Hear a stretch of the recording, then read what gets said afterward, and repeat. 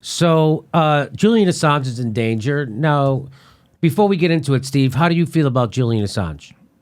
I mean, do you have positive feelings towards him? Generally positive, but I don't know enough to talk about him, in any kind of detail. I know he had all those leaks before, and is he still in Ecuador? Yeah, an Ecuadorian embassy. Embassy, yeah. But they're getting rid of him right now because the president of Ecuador just flew to Britain to have a meeting over human rights or something. And of course, it's to make sure that they can take him. And then he went to Spain. And the reason why they took Julian Assange's internet away from him was because he was telling the truth about what was happening in Catalonia. Remember when they wanted for their independence and they had a vote for it, and the cops went and beat the shit out of people because they were voting. Right. You saw that, right? I saw that. I just want to quote again, Chris Hedges. Gosh, he's such an education. He's going to be on the show, by the way. Every time I read him. And so the one line that just responds to what you're saying is, he says, the persecution of Assange is part of a broad assault against anti-capitalists and anti-imperialist news organizations. Yes, that is. So here, Glenn Greenwald. Who said this? This Chris Hedges. Okay. You know Chris. Mm-hmm. So Glenn Greenwald wrote this today.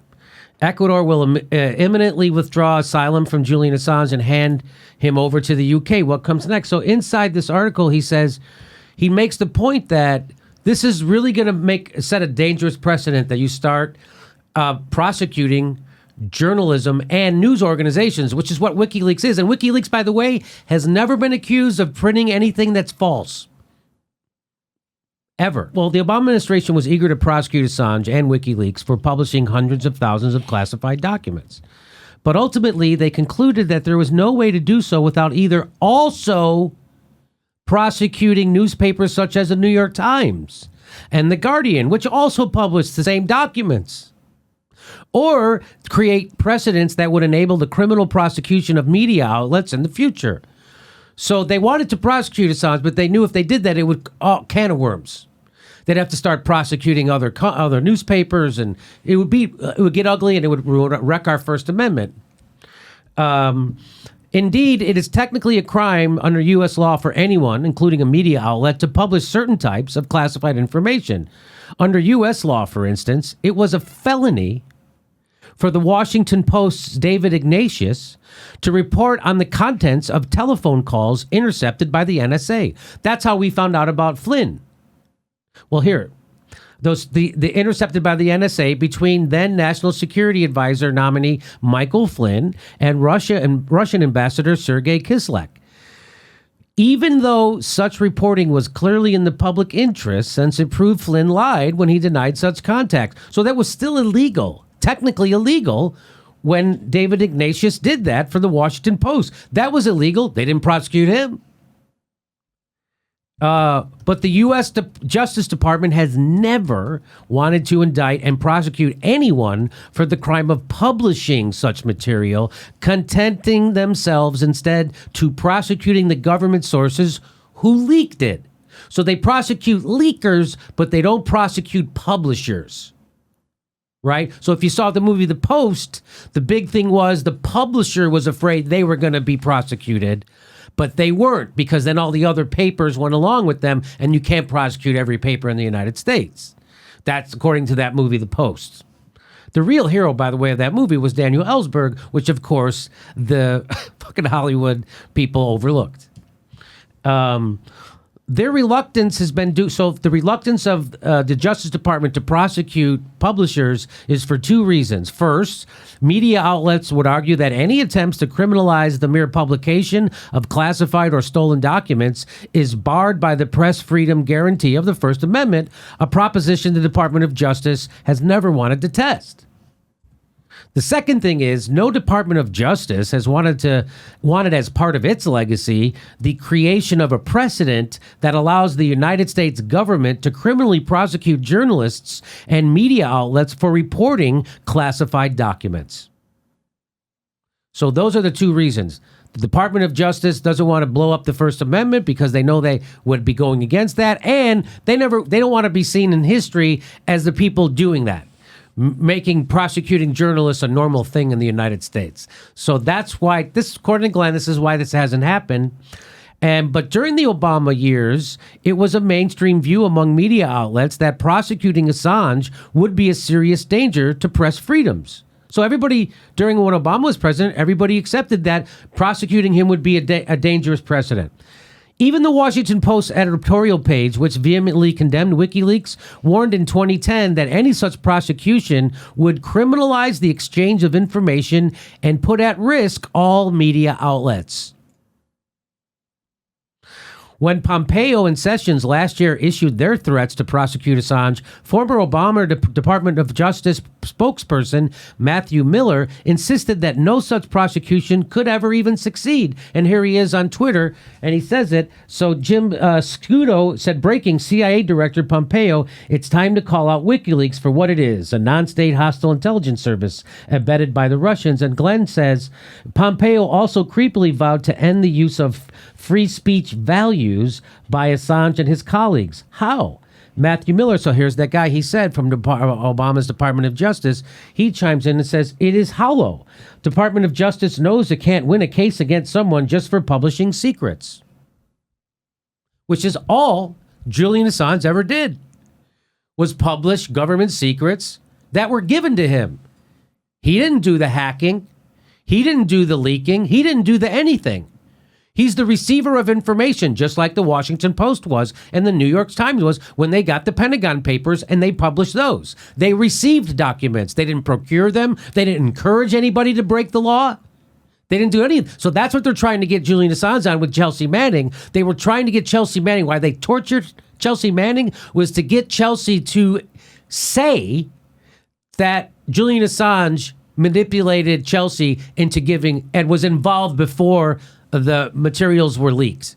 That's what they were trying to get Chelsea to do, because then they can prosecute him for that. Because then he's involved in a conspiracy to commit crime against the United States. But if he's not involved with that and all he does is receive it and publish it, that's what happens. That's what happens.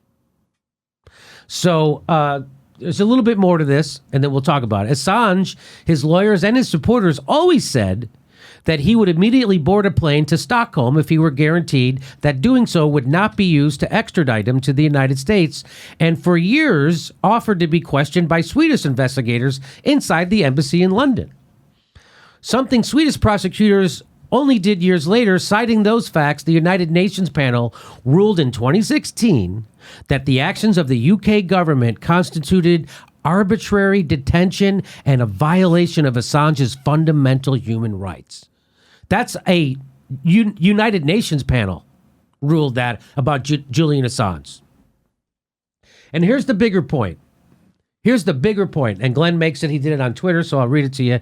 He says, one of the key bottom lines as Ecuador prepares to withdraw asylum from Assange and hand him over to the UK, after which the Trump Department of Justice is highly likely, as Sessions and Pompeo vowed, to demand his extradition to stand trial in the U.S. for publishing documents.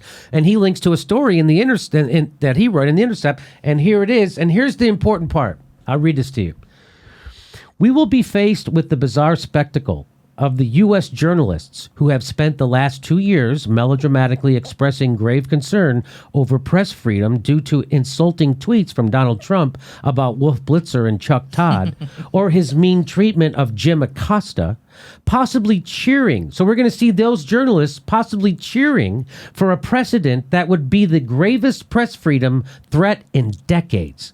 That precedent would be the one that could easily be used to put them in a prison cell alongside Assange for the new crime of publishing any documents that the U.S. government has decreed should not be published. One more.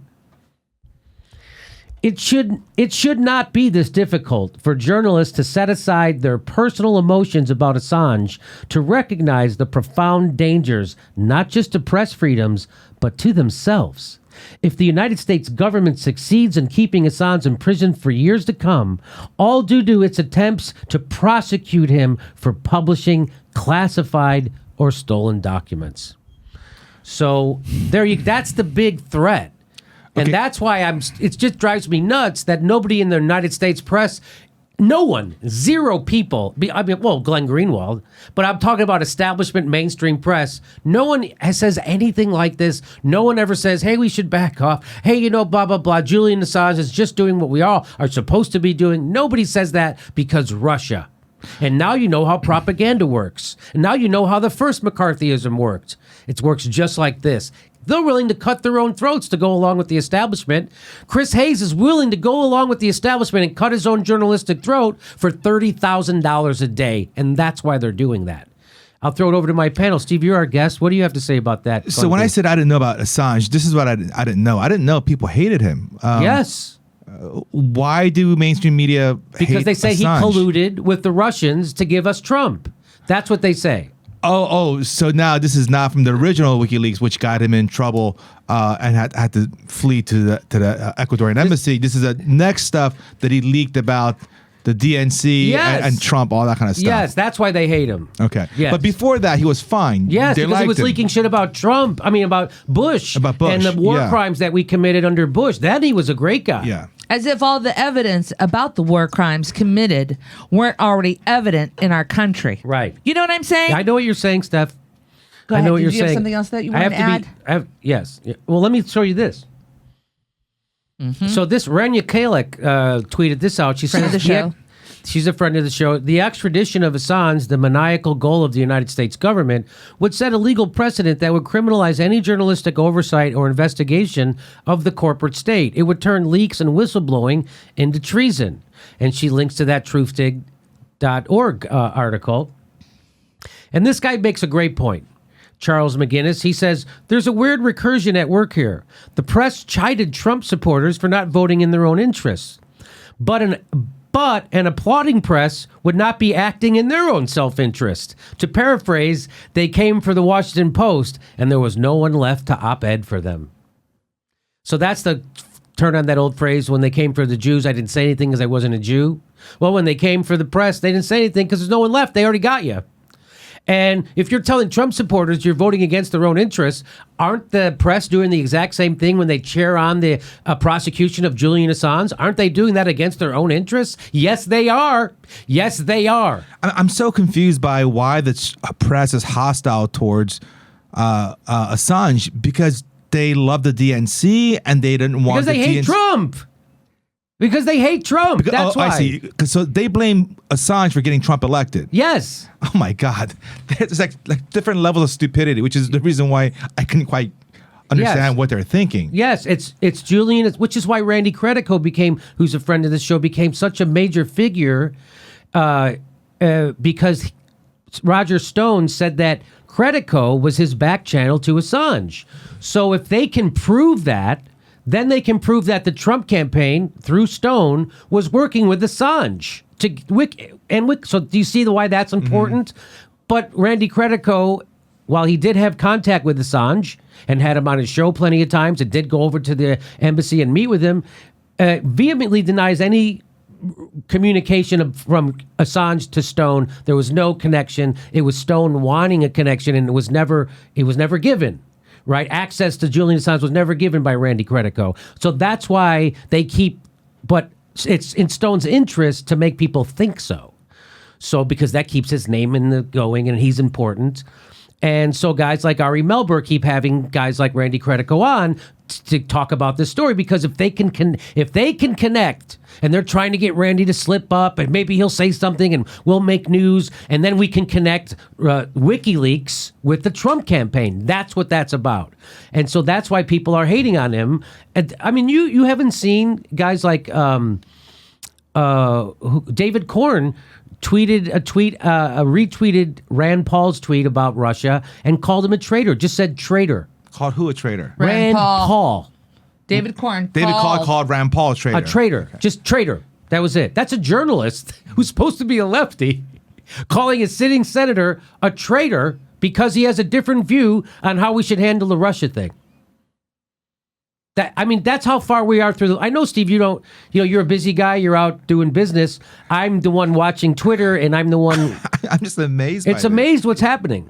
Well, I just want to go back to the whole thing, how horrifying this really is. This is horrifying. It is. To the press, this is horrifying. Right. And especially, we've existed and we've all read the articles of what they did to Chelsea Manning in prison in America. Under Barack Obama. That's right. Under somebody who was supposed to have a level head. And I'm already, we already know how destructive our prison system is. We already know. So if they want to put Assange in prison and lock him away, it's kind of just, it's him. I just want to lock him up. Yes. That's all this is. Yes, Steph. This is all propaganda. And you see, WikiLeaks revealed the Pied Piper strategy for F's sake. And all the media went along with the Clintons. Ed Schultz asserted, before he died, that Andy Lack was joined at the hip with the Clinton campaign. Andy Lack, the head of NBC News, which is why Ed got fired when he wanted to cover Bernie Sanders. I mean, this is real shit. And then now they're hiring CIA guys right out in the open. Are you fucking kidding me? Things are more fucked up, I think, than you realize, Steve, because, you're busy. Well, I just don't watch mainstream media, so I wasn't aware of all these things that are happening. I just can't believe journalists can be so short-sighted to allow this lynching of Assange for doing what journalists do.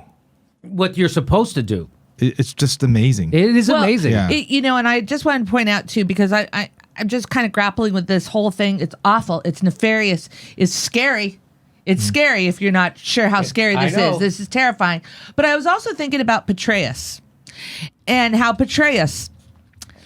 He really did give all classified information. It says right here, with its mix of sex and government secrets, a trial promised to be uncomfortably tawdry affair for the government, and they preferred to avoid it. And you know what he ended up doing? In the end, he pleaded guilty a couple of years ago to misdemeanor charge of mishandling classified material. Of course, because he's a general. But if you're a petty officer on a nuclear submarine and you take a picture of a selfie of yourself, they will put you in jail for that, which they did. But Petraeus, who literally gave classified documents to somebody he was having sex with, who was a journalist, by the way, a writer he gave classified documents to, is not in jail. In fact, the establishment pops him up. He has a job teaching at the New York University. A part of his agreement, Petraeus admitted that he improperly removed and retained highly sensitive information in Top secret. In 8 personal notebooks that he gave to his sex partner, Broadwell. His sex partner. And that's your Mr. Integrity. And I have a feeling that he's retired with his full I'm gonna guess everything, right? I'm sure he gets his pension and his full everything, and I'm sure he does speaking gigs everywhere, and nobody ever introduces him as the guy who gave away state secrets to the lady he was banging. It's General Petraeus. So does David Corn say he's a traitor? No, David Corn does not say that Petraeus is a traitor. As far as I know, he doesn't. And David, this 2016 election really revealed a lot of people for who they are. And David Corn reveals himself to be that kind of a simple-minded guy with very little integrity and certainly no dignity. Everybody at MSNBC revealed themselves to be willing tools for $30,000 a day, and the ones who weren't got fired. It revealed everybody at the New York Times, Washington Post. They didn't have to reveal that shit. We already know that they're already on board with the military-industrial complex. And they're 16 negative Bernie stories in 16 hours. You remember, that's the Washington Post.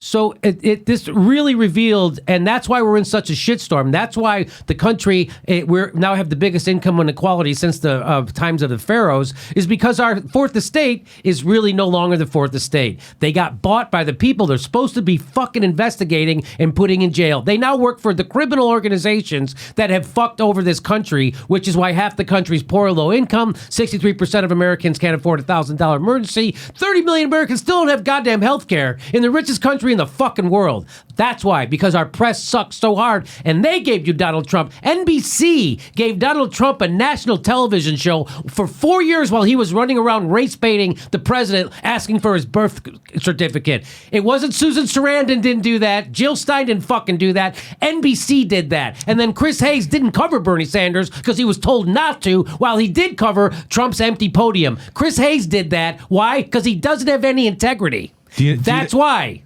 Do you know who greenlit that show? at NBC? Who?